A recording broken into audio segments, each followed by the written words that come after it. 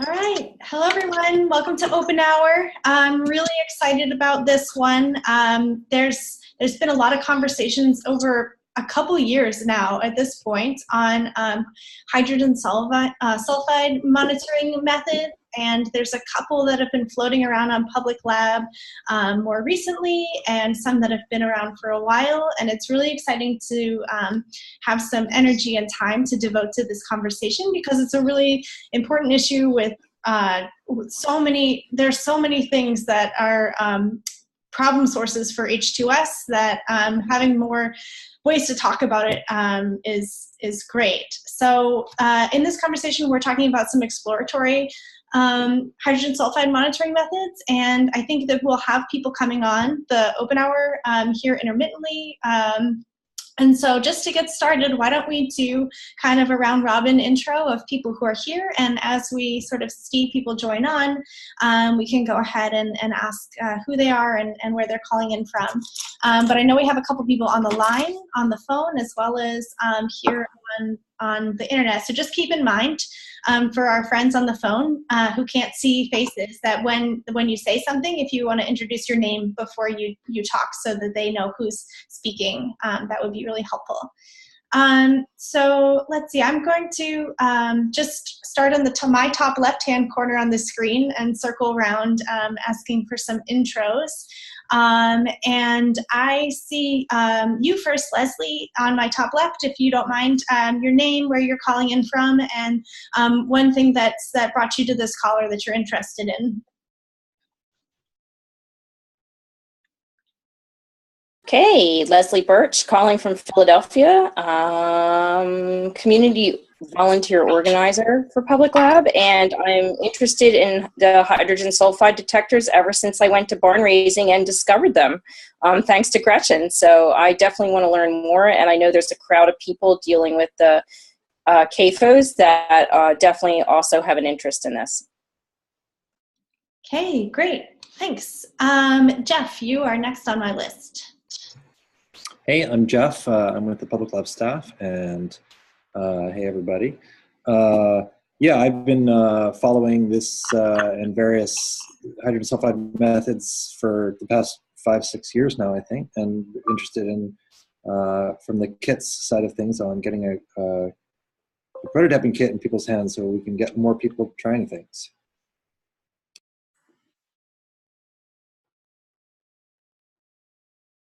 Sorry, I was muted there. Bronwyn, are you available?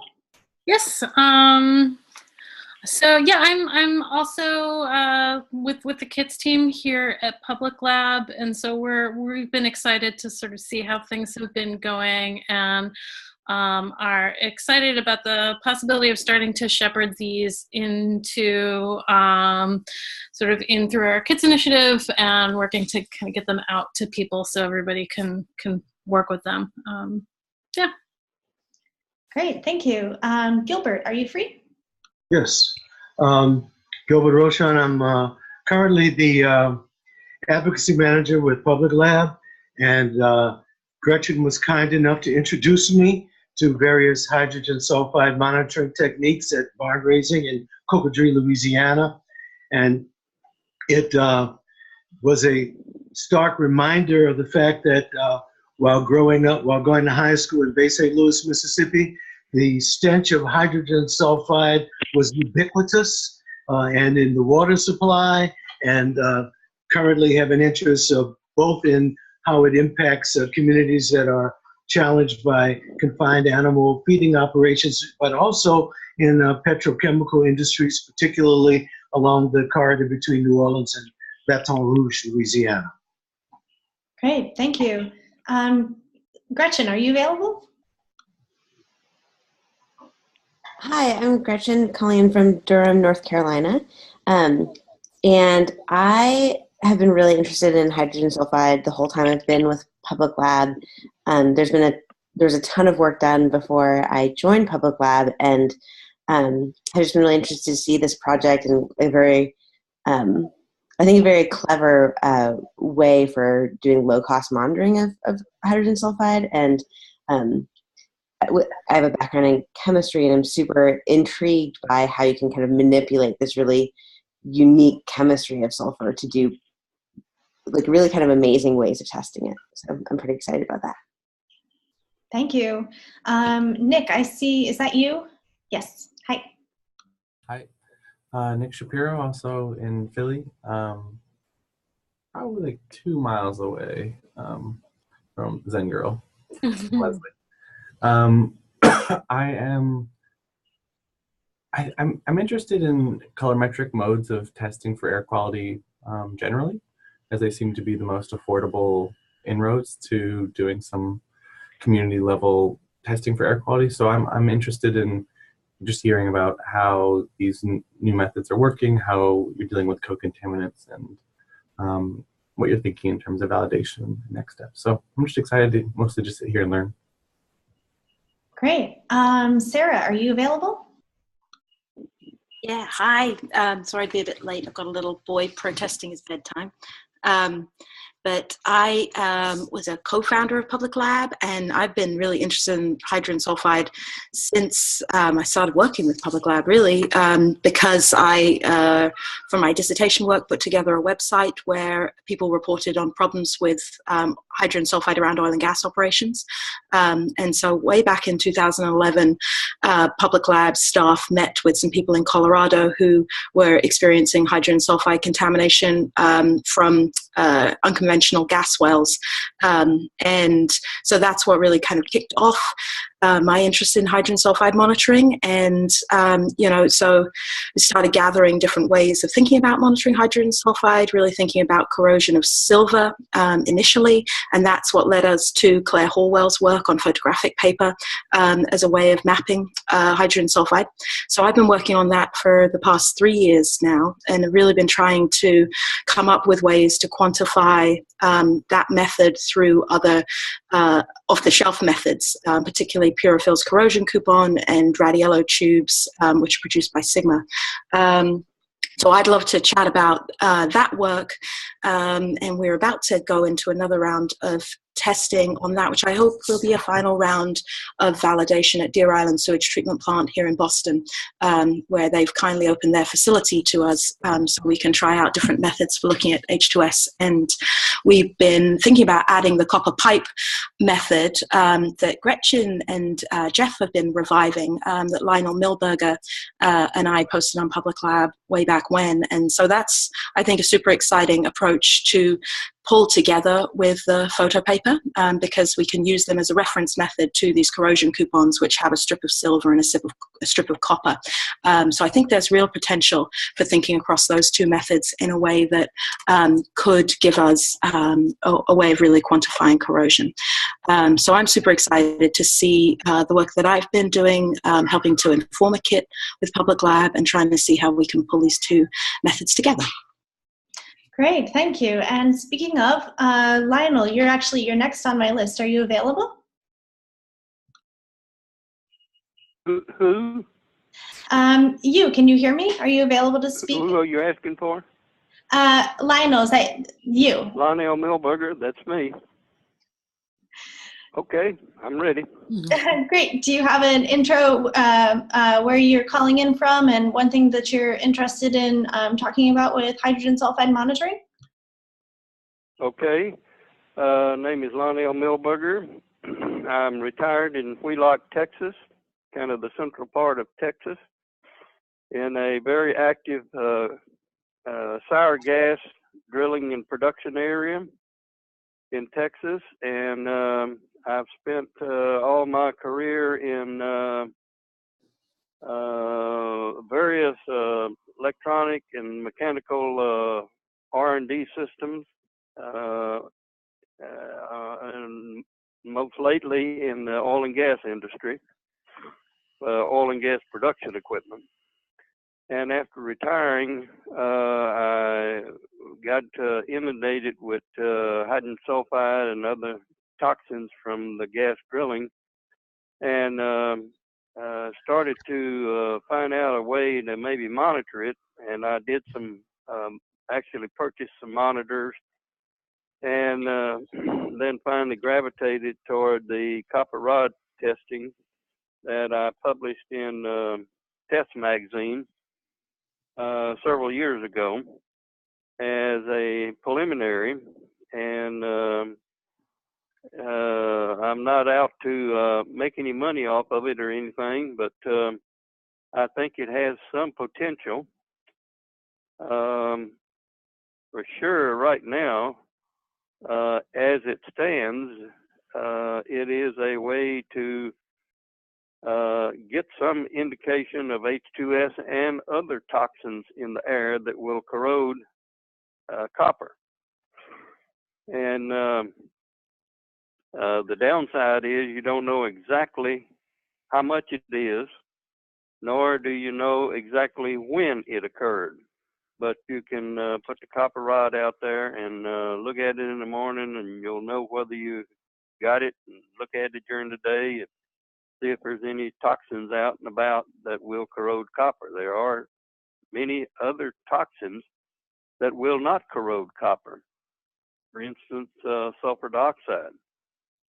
And I'm sure there are many others, but I have continued to do this monitoring at my residence here, and am very thankful to know that someone else is interested in it and to carry it to the next step, so to speak.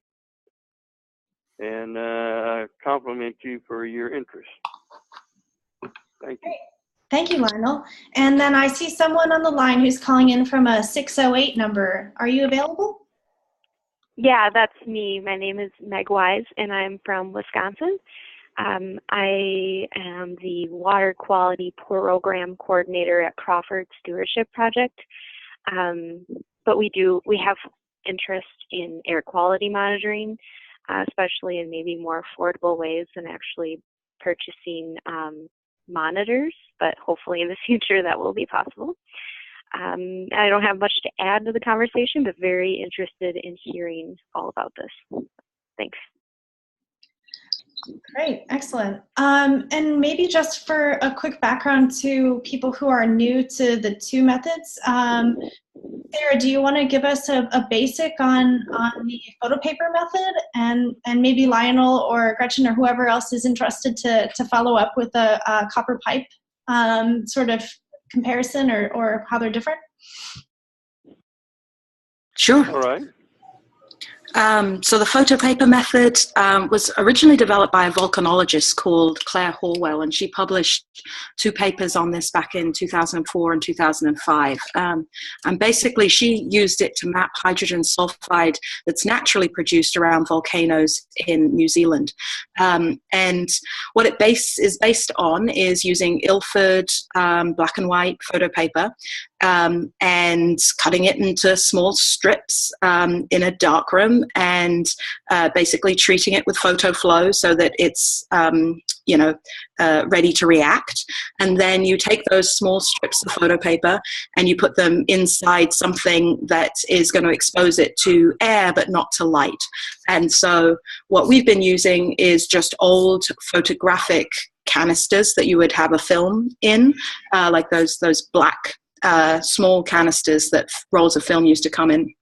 And what my lab has been using recently is a tube that's used for testing asbestos, where it's very similar to a photographic canister, but it's actually cheaper and used for looking at passive sampling for asbestos. So what we do is take the filter that's used to detect asbestos, take that out, and just put a circle of photographic paper in there.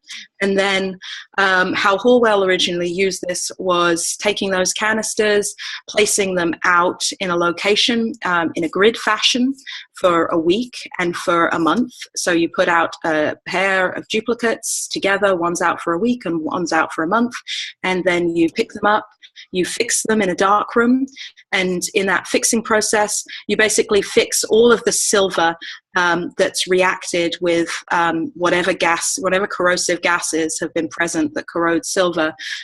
You wash away all that silver, all of the silver that's not bound, and what you have left is a discolored bit of photo paper that sort of goes from a light tan to a really dark brown if it's been very exposed. And it's a very durable method in the sense that once you've got those photo strips fixed, they're fixed just like a photo is fixed. And it's relatively affordable. It's quite a lot of labor, actually just cutting the bits of photo paper, putting them in, fixing all of them, making sure you don't lose them if you're doing a big grid with like 100 points in them. And then what we do, or what we've been doing, is mapping those bits of photo paper based on that grid, so you can kind of see where there's hotspots. So if there's an area like a ranch where we did work in Wyoming, there's an area where there's a lot of H2S being produced, and that's like a very dark brown area. And then further away from that, it's less brown. And one other bit of analysis that we've been doing to try and validate this method is taking those photo paper strips which have been tarnished and then using X-rays in a process that's called XRF to analyze how much elemental silver is in that piece of photo paper. And using that amount of elemental silver, we can basically approximate, well, how much corrosion happened. And as Lionel pointed to, you know, there's lots of things that can corrode silver. So it's also a good idea to take an air sample to try and find if you've got anything else that's going to be corroding silver. It's also really important to think about humidity and temperature in this method, because that kind of changes how much corrosion happens. So I'll leave it there. I'm happy to answer any questions. I'm also happy to show some pictures if that would help.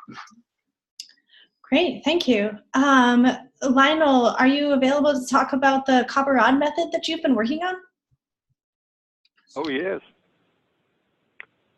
Well, the photo paper method is very interesting and has a great amount of potential, possibly even more than the copper rod, but that's unknown to me at this point in time. And I'm not pushing the copper rod testing, but I can point to maybe some advantages. Not that I'm going to argue it's much better or anything, but I think at least you can tell if you look at it, observe the results on the copper rod. Within a few hours every day, you can determine whether an event has happened. Now, that may be important, it may not be important as compared to several days or several weeks, you know, with the other method. That is one aspect that may be an advantage to the copper rod test. There's another one that needs further research and development done on it, and that is the toxins that are dissolved in dew, fog, and raindrops. And as the other lady, I think, what was her, Miss White? Was that who was talking about the canisters? Hey, Lionel, it's actually me, Sarah Wylie. We actually have done testing together on your property way back two years ago. Okay, all right, Wylie, okay. Yeah, how you doing? It's good to hear you. Fine. Those tests can, you know, you don't know the results for a long period of time. And there is one aspect that I wanted to mention of the toxins that are dissolved in water. I believe that many times dew, fog, and raindrops are present, and these toxins are dissolved in there, for instance, H2S, and that raindrop with those dissolved toxins will stain the copper rod. Now, those raindrops with the toxins can't get into the canisters that I'm familiar with, you know, that we're talking about. So that may be a downside of that. For instance, most of these meters that you buy to measure H2S and other toxins, they won't let you, they say they cannot be used during these rain events. And if you get that on the sensing element in most of those high dollar machines, it'll ruin them. So then you got to go through a new calibration process. So that's one minor possible upside to the copper rod testing. Now, let me see, there was another point. I can't think of what I was going to say. Maybe it'll come to mind in a minute. But we do need better test methods as compared to the high dollar meters that you can buy. And I think both of these do certainly have potential. And there's for instance, the copper rod testing needs to go to a next level. Somebody needs to do further research on it to find out for sure what all common compounds will corrode the copper, and then what color, the resulting colors. And for instance, the hydrogen sulfide I have experienced will corrode it anywhere from purple to real darkish, bluish kind of a color, and almost to a black color. And so the question then is, what causes those differences? It could be the dissolve of the water, it could be the moisture in the air, it could be temperature, and it could be several other things. And so that kind of stuff needs to be ironed out in laboratory testing first, and then to take it to the next level, so to speak. Great, thank you for that background on that. Sarah, I saw you raise your hand there for a second. Yeah, well, I mean, I think this is really kind of interesting to think across these two methods. And I think Lionel raises some really great points about how they could be very complementary to each other. And I just dropped in the chat here a link to Purafil's corrosion coupon. I'd be really interested to hear if anybody's had any experience working with these, particularly you, Lionel, because this coupon is a standardized method for looking at hydrogen sulfide and other corrosive gases that's used in clean rooms in electronics manufacturing. And basically it has a strip of copper and a strip of silver. And so it's basically the combination of the copper rod and the photo paper method. And so these corrosion coupons cost about $100 a pop. They're designed to be used indoors, and they Purafil, you put them out for like 30 days in location, and you send them back to Purafil, and they measure the amount of corrosion in depth in angstroms on the layer of silver and the layer of copper, and then they estimate the amount of overall corrosive gases, and then the amount of hydrogen sulfide, sulfur dioxide, other corrosive gases that could have been exposed to. So what I've been working on in Deer Island Sewage Treatment Plant is really trying to make the photo paper results reference this method, because it's so well standardized and very commonly used within electronics. And I think there's a really interesting possible synergy of pulling together the copper rods and the photo paper to basically mimic the Purafil coupon for a lot cheaper. So I'd be really interested to hear what you think. The Purafil, refresh my memory on the Purafil. I studied that several years ago. I think you mentioned that it's only to be used indoors. Yeah. So it's only been standardized for use indoors. There's nothing to say it can't be used outdoors, but using anything that looks at corrosion outdoors, you end up dealing with humidity. And so, so when you get your corrosion coupon results back, they give you a level of corrosion from mild, moderate to severe, and an increase of 10% in humidity will knock you up one category. So say you actually had mild corrosion, but you are at 60% rather than 50% humidity, your results are going to come back as moderate corrosion. Yes, So, I can understand that. Yeah, so it's really a question of how do you validate Purafill's method for outdoors, or also measure humidity at the same time as you're testing, just so you can kind of reverse engineer. Yeah, well, there are common humidity measuring devices. Yep. Forget how expensive they are, but for use indoors. Now that means that you use it.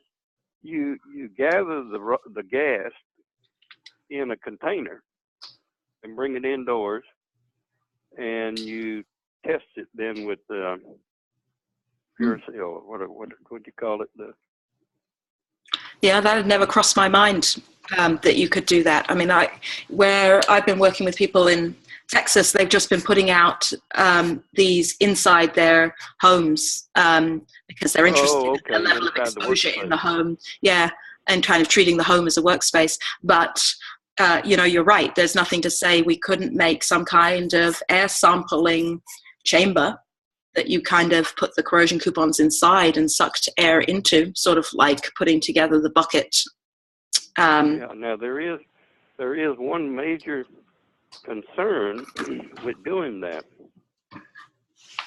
and that I have discovered during my research, and that is that nearly all containers that you can think of react. That you go out and gather an air sample in, it's possible that those containers will dissolve the hydrogen sulfide in the air before you ever get the paper in there. Can I ask a clarifying question? Sorry. Say again? I'm sorry. I didn't mean to interrupt you. I just had a clarifying question. I've read online, because I was looking at the bucket sampling methods as well, just as a reference for another form of doing air monitoring. And a lot of some of them offer H2S, but they have stipulations on that offer. And I'm wondering if it's related to it being broken down, or does anyone know anything about that? Oh, yes. And there's two problems. One is if the air that you have in the container contains, for instance, hydrogen sulfide, most of these containers will dissolve the hydrogen sulfide, and then it's not in the air when you test the air. At least it's reduced. Then that's even glass, common glass. And most plastics are that way. Teflon tubing, for instance, is very prone to dissolving the hydrogen sulfide. So that's one thing. And the other thing is that you have taken the air from the atmosphere and put it in a container, and now taken it into the laboratory, and the temperature changes, and therefore, depending on whether it goes up or down, there's more hydrogen sulfide can get dissolved in the moisture in the container and give you false readings also. Wow. So the temperature change is a thing, and also the moisture that's in the air has more time now to react with the hydrogen sulfide and dissolve more. And there may be, if you got real moist air outside, you might have water bubbles on the inside of the glass when you get into the lab. And so that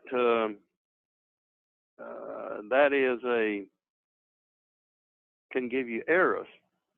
But then think again now, you want to measure the contaminants in the air that will do damage to humans when they breathe it in.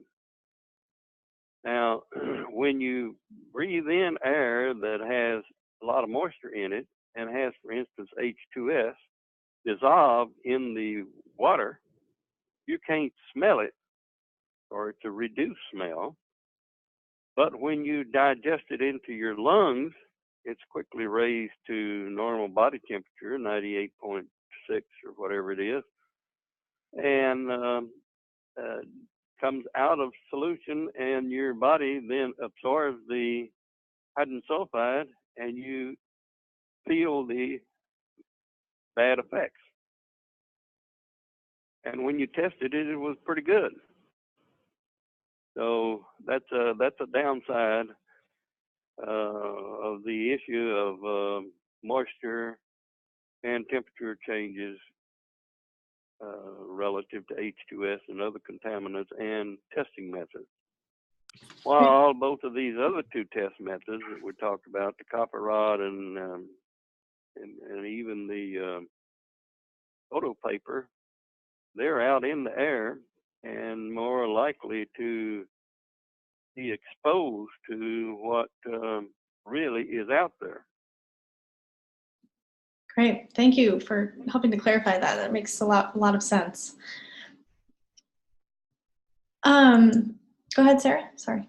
So we had, I mean, this is such a good points, Lionel, especially the respiratory effects, and really thinking what that means for areas where there's dense morning fog in low-lying areas, and thinking about cattle exposure too in those conditions, which is quite frequent in places like Texas.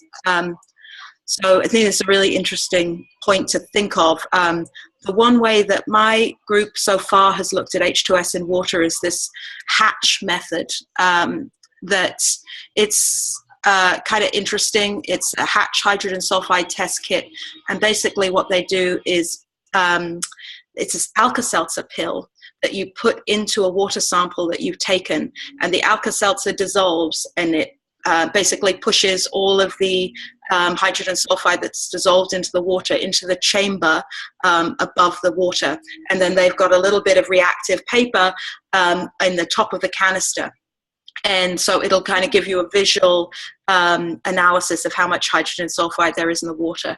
And we tried this in one location in Wyoming last summer, and it seemed to work really well. And they're pretty cheap. And again, it's basically the paper, and then all you have to buy is these Alka-Seltzer tablets. So I think in terms, and this isn't going to help with the case that Lionel's talking about necessarily, like how much is gathered in dew, but maybe if you were gathering dew samples, or if there's a bottle that you could gather dew and collect it over time in, then this method might be appropriate. It's also something that you could do after a rainstorm if you were collecting rain, or that could be done in any kind of water runoff from a CAFOs. Yeah, I was just going to say that a lot of other people who are interested in the H2S are have the interest in coming from a CAFO sort of concern and background, and I hadn't heard of that method. So thinking about that in water is really interesting. Thank you. Is there any way you could post on that method, or share where I see it? I'm not familiar with that method. Yeah. Sure, I just dropped the link in the chat here. I'd be happy to post it and put up what we found in Wyoming. We only did it along a river. Excellent. And the other thing I wanted to point out about this, issue with how to take an air sample for hydrogen sulfide, you can get silanite-lined Suma canisters, which is a non-reactive lining for a Suma canister that will preserve the sulfurs. And EPA has a reference method for looking at sulfurs. It's called the TO15 method. It's expensive to run, but you can do it. And a stand-in for expensive silanite-lined canisters is using Tedlar bags within a lung pump sampler. So you can get a lung pump, foot pump sampler and use a Tedlar bag inside that, and that can be used to analyze for sulfurs, but you have to get it to a lab in 24 hours. Yeah, that container will also alter the concentration of H2S. There's another thing I wanted to mention. My experience with the copper rod has shown that not only are these colors present from H2S, but there's a prominence of other colors that are largely red in color. And those red colors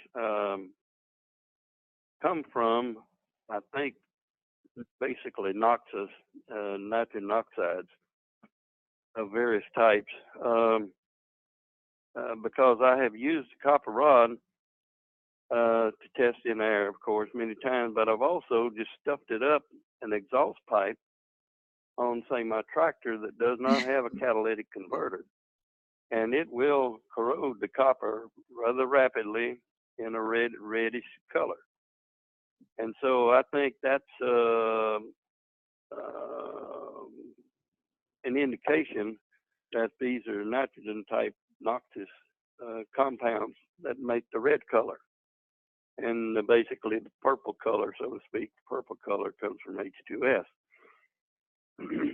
So you have to consider that in the environment, for instance, the one that we have here, there are compressor stations and many operating machineries at gas plants that burn the raw natural gas as fuel, and therefore then they don't have catalytic converters. They're not required to have those, and so those combustion fumes also get into the air and are pretty common.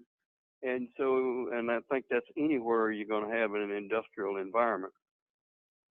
Now, so the method has to understand the presence of these noxes and ensure that the test method is not altered for H2S by the presence of the other compounds, the noxes. So that's why I'm just calling them noxes, for not knowing exactly what they are. So we have to study that. And all I know about the copper rod test is it will turn purple sometime and it turn red. Sometimes it has purple and red spots on it and stripes and striations. So we have to keep that in mind.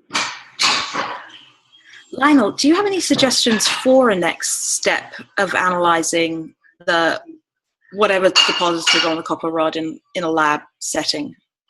Because I've been looking at reaching out to an electron microscopy center to just look at the thickness of the deposits, which is what Purafil does. But I just don't know anything about how to actually analyze the copper rods in a lab setting. Okay, well, you've opened up a can of worms, and it's properly so. Because I have made up what I think the next step is. And there can be, you can go several ways. If you get with some scientists and engineers, they have better insight than I do. But for instance, the copper rod, first of all, we have to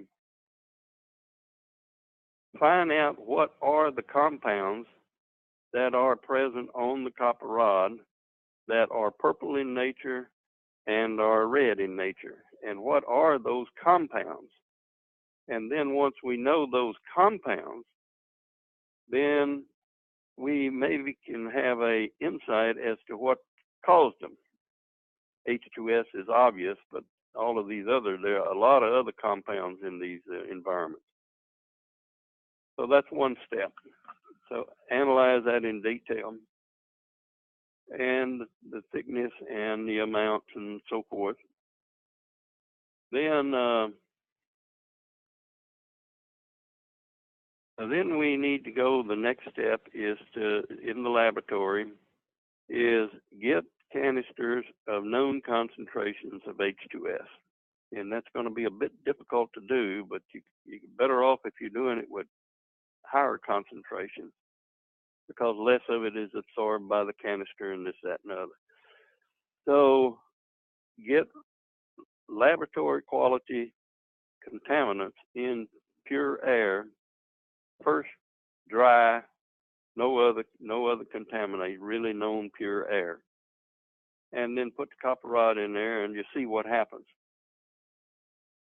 and how long it takes, things like that. And then You can alter that with different temperatures, then you can add moisture and see what really corrodes the copper. Okay. I want to open So up. Oops, sorry, go ahead. I just wanted to open up the floor. No, it's okay. I just thought you were finished there. To see if other people had questions or things that we want to talk about in terms of these two methods or other ideas around H2S. Gilbert? Yeah, I wanted to ask both Sarah and Lionel. First of all, two quick questions. One, what is the cost of the X-ray fluorescence analysis that you indicated? And secondly, whether or not there are other analogous methods that might be appropriate for copper rod and/or the photo paper, such as laser Raman spectroscopy or atomic absorption, or other than inductively coupled plasma, or as you mentioned, electron microscopy, so that on those situations where one needs either to benchmark and/or to develop a quantitative methodology. Yeah, so the X-ray fluorescence we work with a lab at Harvard that does for like $35 a sample. So it really adds up if you've got a lot of samples, and it takes a while. It takes like a month or two turnaround getting the results back. But that said, there is an X-ray fluorescence gun that's a portable version of the XRF.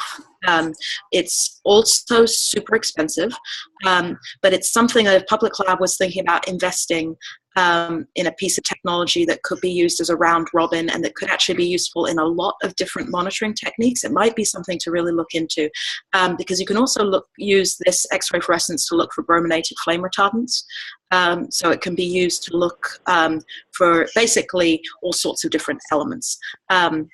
And it could be really useful for kind of helping to standardize results that people really want to understand how much silver is left in the photo paper. And it could also really be useful for other public lab investigations. So it's a piece of big equipment that you guys might think about investing in a kind of for uses in a round robin kind of fashion.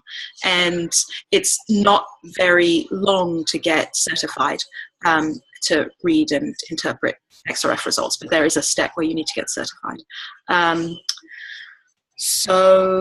then, I haven't really looked into any other possibilities other than XRF, and XRF certainly has its limitations. So, for instance, our initial goal with looking at XRF was to try and look at bound sulfur, because that's actually what we want to know about, how much sulfur is bound to the photopaper. But sulfur is too light an element to show up reliably in XRF. So that's why we look at silver rather than sulfur, because that is a really reliable signal.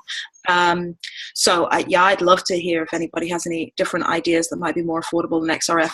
I do want to say that the long-term goal with using this XRF approach is to basically just make a reference discoloration chart, so that anybody using the kit wouldn't have to go and XRF their results. They'd be able to say, okay, my stuff is this discolored, it was out there for this many days in this kind of temperature range, it must have corroded by this much, or it must have been exposed to this much aggregate level of corrosive gases. So I think the hope for me in the long term is that you wouldn't have to XRF anything, and so that's what I'm really hoping will come out of this next round of Deer Island testing, that we'll be able to say, okay, this is basically just a color differential chart that you can compare your test strips to, and it'll tell you concentration. And what does XRF stand for? Sorry. X-ray fluorescence, I think. Thank you. There's a couple questions posted here in the chat. Does somebody want to ping in? I'm not sure whose these were. Yeah, those are mine. This is Jeff. Part of them I was peppering Sarah with questions of how much and where do I find this, which I'll continue to pepper. But that sounds awesome, both the XRF and the $35 test from Harvard. So, but I sort of along those lines, I know we're trying to get this prototyping kit together so that we can get a lot of people trying things out, and get a much larger group of people sort of prototyping, making mistakes, communicating, just build the community of practice a bit. And so I guess I feel like I'm always in the position where I'm asking, can we do this with crappier materials? And people kind of roll their eyes. But just to put it out there, there's a couple that I found that I think could make a kit really easy. One is, and I posted them on this this question. One is for the copper stuff. I saw we're using some copper strips, but they get bent, and I found these. They're actually, I think, for dog tags. Basically, they're copper, and they have a hole drilled in them, and they're 1 by 2 inch, so they're really like consistent and cheap. We'd have to check like what purity of copper they are, but they have, it's a neat feature. It actually has a film that covers the copper that you peel off at the end. I think it's for jewelry making purposes, but it made me think that perhaps that preserves the surface of the copper, maybe not well enough that you would skip scraping it down, but at least so that it's not being exposed to stuff while it's being shipped around as much. But I don't know, maybe it's just not that helpful. But in any case, the consistent size pieces seemed really nice. They looked like they'd be $1.30 a piece. We could put a few in each kit. So that's one thing I was sort of interested in. Are they pure copper? Really good question. I have no idea. I don't know how we'd even test that, but I bet we could get some in pure copper if we had to, or we could ask someone how to test them.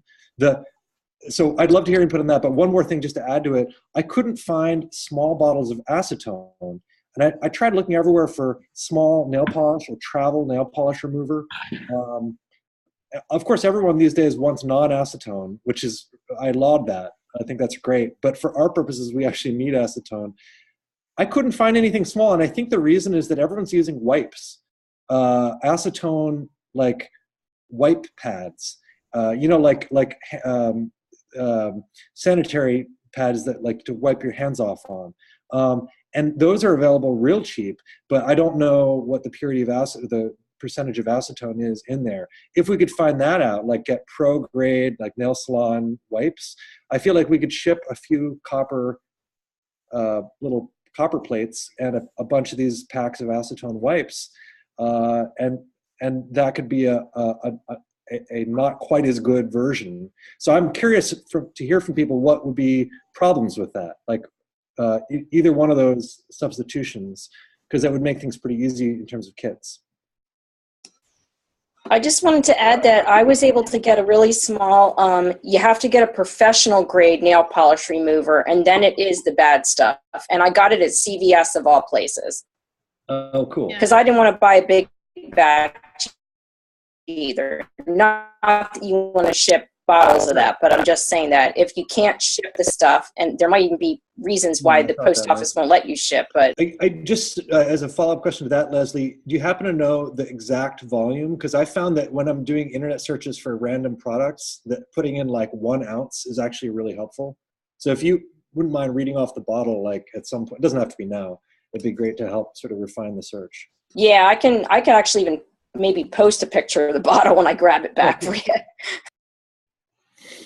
Thank you. Well, you bring up some very and fiddling around with the copper rod. The cleaning of the copper before you go hang it out to get it exposed is very, very important. And you have to ensure 2 things. One, that all the prior oxidation of the copper is removed and you are down to pure new copper. Now the second thing is, and if you use, you have to make sure that you don't touch the polished copper before you hang it out, because even a little bit of oil in your finger will get on the copper, and that'll prevent contamination. That'll prevent oxidation of it, or reaction with H2S.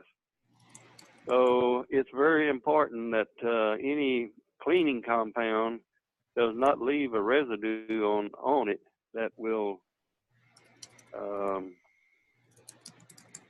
limit the change in color with the contaminant. And that's the reason on the copper rod, what I do is polish it with the right kind of, well, on the new one, I degrease it real good.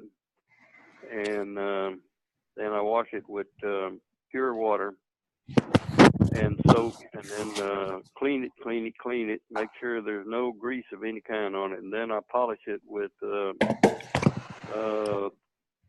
paper tape, you know, that will polish it for the highest quality. And you do that procedure, and then you hang it out right away before it can get any kind of material on it to prevent it from getting corroded. Great, thank you. So we have, oh, sorry, go ahead. And one other thing on those those copper strips, that's very encouraging. I think that has a lot of potential. But this tape that's on it, it just prevents the corrosion from normal air. And so you got to make sure that there's no material left on it, like the adhesive on the tape may prevent it from getting exposed. I think you got to sand it anyway, but that's only my point. Yeah, that makes a lot of sense. And I was not sure. It seemed like that film probably peels off and leaves it bare, but I agree with you. I don't think it's a good assumption. And in any case, I think treating the surface the same way you would any other time is probably fine. The two-hole perforation I liked a lot because some of the ways to, like we had been talking about using adhesive-backed copper, but then the concern is that would get eroded away by the acetone. So having a piece of copper that has two holes already drilled in it, I thought you could, like, you know, use wire, or you could nail it onto something. I mean, it just makes some of the attaching easier without having to rely on glue or something like that. It was just my thought, but I mean, it bears out a lot of testing, I think. Yeah, the only reason I use the copper rod is that a fairly pure form of the L grade you can get at Lowe's Hardware. But I use it really because I can put it in my electric drill and rotate it, and then get the sandpaper on it and polish the center section of it. And that's the only reason I have a round one rather than a flat one. That's very clever, though. That makes sense. But it doesn't. There's nothing wrong with using the prepared plate one. It has a lot of potential, I think. Stevie, is there time for one more question, or is that really it? Yeah, I guess I just wanted to say, you know, we on the schedule call, we have about 6 minutes left, and before anyone, you know, you're welcome to go whenever you need or anything, but before anyone jumps off, you know, thanks everyone for jumping on. And I just wanted to mention that there's conversations still going on about this with people who are here, who are not here, and those can happen online on the Public Lab Wiki. There's a wiki page for hydrogen sulfide that has this some information about these two methods and places where you can post questions, help answer other people's questions, post new ideas. And I think all of that, all these things really help to move it forward. And I just wanted to point to that as a good way to sort of carry on this conversation, as well as on the Public Lab Air Quality Monitoring Google group. So just before anyone, you know, jumps off, thank you for coming, and I will post links to both of those, the wiki pages up on the OpenHour page so people can follow along, and I'm happy to email it out to anyone who wants it in email form too. But yeah, I'll keep the line open, but just thank you, and that's where we can continue talking for whoever needs to jump off. Okay, I can stay on for a little while yet. Yeah, thank you. Well, I guess I had this question. Again, I'm just sort of putting things out there to see if it makes sense to people who know more about it. But I was thinking when you pull a piece of copper, it's been out for, however long, and you want to compare it to a negative control. I thought you could keep a negative control wrapped up real tight and then bring it out and compare the two next to each other. Maybe you take a picture of them. I'm just trying to think through this logistically. And I know the method as it's been documented makes a lot of sense in that respect. But I just was wondering if there's could be a step sort of saved if we had two pieces of copper, say, this is silly, but these are two potatoes, and we painted one of them with like clear nail polish after treating it, so that it won't be exactly the same, but it will be then protected from any oxidation. And then we'd have the two next to each other without having to carry one around or keep it in a sealed container or anything like that. I'm just wondering if that could possibly work. And I guess it's a question for Lionel or Sarah or Gretchen, anyone else really? Or we can post it too. Yeah, I'll post that, yeah. Well, just general comment.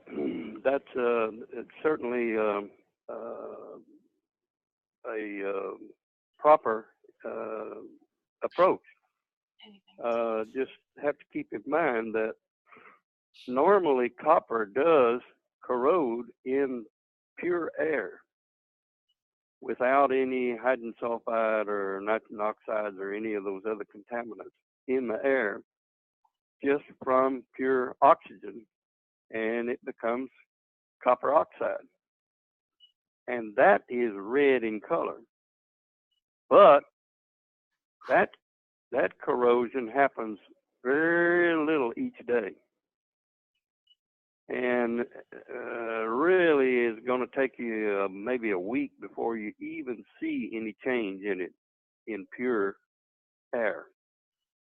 So that's the reason I just use, when I say the copper rod on what little of my preliminary stuff I do, I say certainly you want to re-prep it every 3 days as a minimum. And I do prep mine now each day, whether it gets corroded or not. Sarah?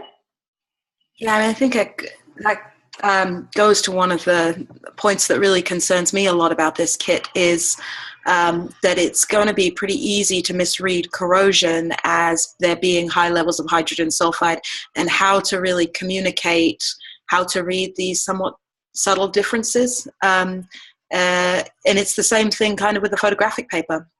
Because ozone can cross-react, NOx can cross-react, and so really trying to understand and communicate well in this kit, not to panic about the results here, and also because the results can be really meaningful for people, because you can be talking about property damage, you can be making it hard to resell your property if you find high levels of some of these gases. So for instance, in the 3 years that I've worked with some people in Wyoming, they started out like wanting to be named, wanting to have it be public what their results were.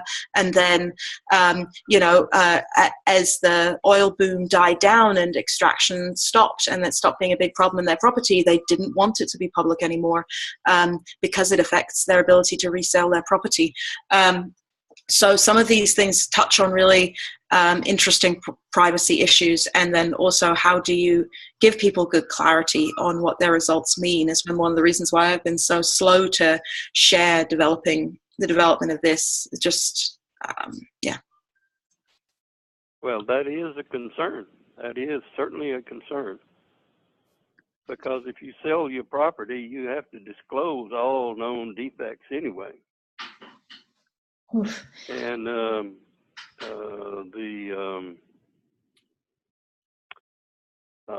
if you have a certified lab test result, then you have to make that available, and it can relinquish your property value. But if I was buying a property and I knew about it, it would be certainly better to have some information than none at all. I was wondering if I know we're at the hour, but I haven't heard anything from Nick or Gretchen, and I'm just kind of interested in your thoughts on this conversation. Gretchen, I know you've been on this before, but Nick, specifically from your background and interest in colorimetric, and I know you have a really great story about the formaldehyde testing kit in relationship to that, and I was just wondering your thoughts listening to this about some of the conversation we're having. And the other factors that are kind of going into figuring out what's really causing this reaction. All right, I'll do my best to ask a question. I had some questions sort of going back to the beginning about the way that I forget the gentleman on the phone's name, the 603 number. Lionel. Lionel. Okay, I'm sorry, Lionel. Lionel was discussing and sort of comparing and contrasting the copper versus the photopaper method, and I didn't have a total clarity on the rate of corrosion being different between the two. It sounded like one method might have an affordance for different kinds of exposures, longer term monitoring versus short term monitoring. So I think that also might affect when and how communities might use it if they're concerned about spikes, in unconventional natural gas extraction communities. It's often they're finding that the chronic exposure level is not so high, but maybe they get intermittent, really, really extreme peaks of exposure. So maybe one of those methods would be better for that. So I think that could be something that I'd like to know about. And I guess the other question I had was, well, I guess it's not a question, but sorry, there's a lot of congestion going on. What steps do you think would be necessary to start to quantify how the purple tinge is being affected by X chemical, or the black tinge or the green tinge of copper? If there's work on that, I mean, it seems like how copper changes over time would be something that art historians or something like that would have a huge understanding of. So I didn't know, those seem like pretty potentially well-studied things. So in terms of quantifying and helping to understand and parse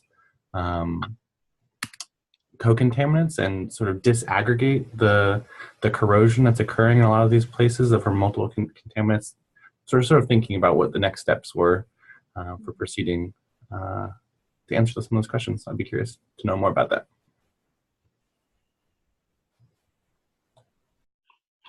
Well, that's what I tried to point out earlier.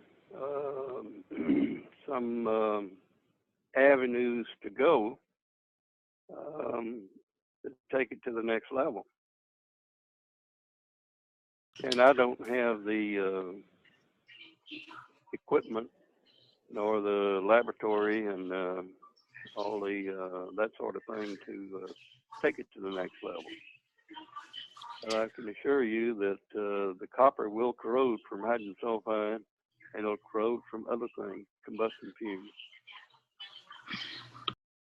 I'm interested in whether or not the WESTAT might be useful here, actually in using corroded copper rods as one of the rods in the WESTAT, and seeing if you could look at changes in conductance. It might be a nice way to think about pulling those two projects together. Might be, I have no idea if it could be helpful, but it seems to me it might be. The thing about the electrical conductivity. Yeah. So Public Lab has another method developed by this guy called Jack Summers for looking at hydrogen sulfide. It's basically a small, or what's the word that's not the WESTAT, potentiostat. And I don't know if you could basically look at, I don't know, I'm way out of my element on like understanding how that would be useful. But presumably, since it was initially developed to look at hydrogen sulfide, we should be able to do something with the copper rods that have been corroded within that system. I don't know, if we could displace whatever's been corroded on them in the in a potentiostat. Gretchen? Electrical conductivity is certainly an issue, and I think it will change with corroded copper. But however, if you look at a piece of copper like the rod that I use or a plate, the area of conductivity from one end to the other is very small for the corrosion. It's only microscopic thickness of the corrosion, and the pure copper inside has not changed in conductivity. So so then you'll have to measure the conductivity, say from the surface over to the other side of the copper, where the surface, the corroded surface, is affecting the conduction of electrons. But there's a lot of issues with that. You know, what kind of device are you going to touch it with? And when you touch it and you mash on it, are you moving the corroded particles around and changing that real conductivity? Yeah, and the WeStat's not something. I see a lot of problems with that, but it is in a logical approach. And Nick, to your point about the differences between the copper pipes and the photo paper, I think there really is something to being able to go out and look in the morning after you've had a smell event and see if something has happened on the copper rods, which you really can't do with the photo paper. So, I mean, this is one of the reasons why I think it's really kind of compelling to think about using them at the same time, because even if we couldn't quantify the copper immediately, you could tag these events, and especially if you had a bunch of neighbors go out and look after an inversion, for instance, and see parallel changes. I think that could be really powerful. And one last idea that I wanted to mention before the end of the call was that I think it's kind of easy to get trapped in trying to quantify these methods when you know, really, I think there could be quite a lot of action around just the fact that you've got an increased rate of corrosion. So I think it might be really interesting if we were to do kind of a collective approach in a community where everybody's putting out the same bit of copper sheeting, like Jeff suggests, and, you know, maybe doing some kind of art performance where you cover up some bits of that copper sheeting and words appear as the corrosion happens. And people who are closer to the facility, you see those words appear 5 days before people who are further away from that facility, that there might be some ways to just get at that this is corrosion that's happening. And there's a lot of ways that people can recognize and follow corrosion that's happening on their property just by looking around. You know, so, and, you know, what if we were to do kind of a controlled community where you put out exactly the same material and you don't see that level of corrosion happening in the same rate and time? So I think there's some really interesting ways that we could try and do sort of public art representations of this corrosion as a problem in a way that might be tangential but also related to these more, developing these methods more robustly. Just a thought. Oh yeah, that would be very valuable. For instance, there's a lot of things that affect the corrosion of the copper or the photo paper or any other machine, and that is wind direction. Is some facility squirting it out, and when do they squirt it out? And many factors would affect that, but a community like that would be very, very beneficial. But somebody to log all of that in every day would be you know, quite a few people sitting there logging it in. Hello? Sorry, there's a lot of nodding happening, but you can't see all the nodding.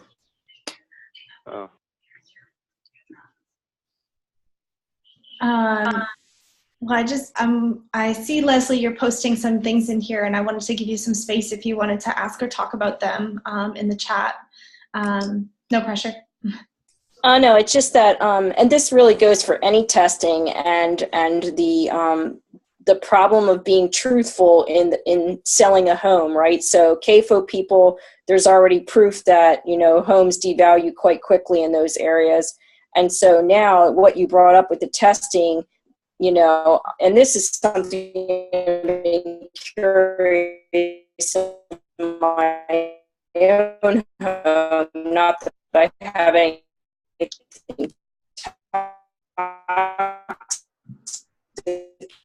my home, but I've been wanting to do tests on my home and wondered the same thing because I think a lot of CAFO people may not want to test, just like what, Sarah, you were saying earlier. Yeah. Well, let me point out that it is different in almost every state, and it's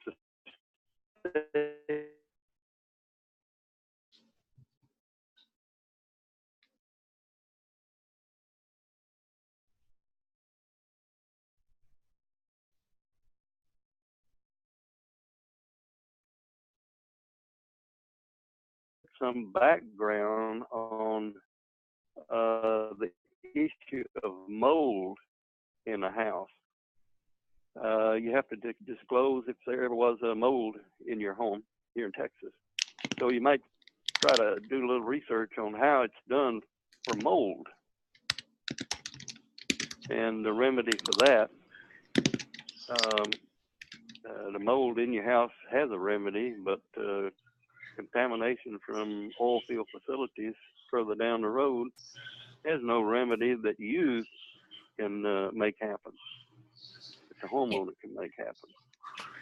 Yeah, one compromise we came to in Wyoming was to test along public roads rather than people's homes. And, I think one of the big issues that can be made is just trespass into public space. And that if you can represent that trespass without necessarily having to show what's happening on people's individual property, like that might be a balance that lets communities represent their exposure as a public issue rather than getting into some of these tricky property damage issues. But the property damage issues I want to point out is that also state by state there's differences too. Like a property damage issue in Texas can be actionable in a way that a health complaint can't be actionable. So Lionel's point is really well made, that it's sort of figuring out state by state, is it actually really beneficial to prove a property damage complaint because you can make an action on it, or does it make more sense to do this testing in public? But it's a really important set of questions, I think, for how do you make these tests really meaningful for community science. Yeah, well, you have a good point on testing it on public roads. The problem with that is the highway department comes along and mows the thing and ruins your test device. And if you're in a public area, say a city park or something, and some kid comes along and stumbles over your device, you could be held liable for that, causing some damage on public property. So that's a problem too.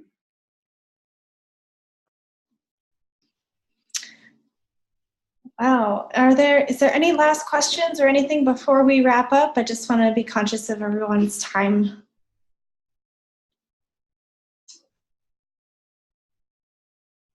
Okay.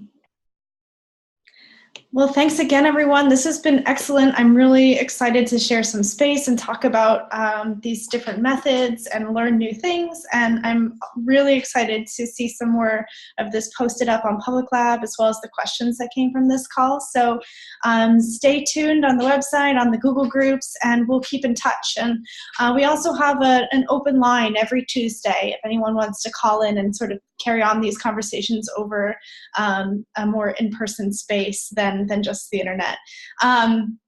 But thank you so much, and everyone have a good evening, and I'm looking forward to this going forward. Thanks all. Nice to see you. Yeah.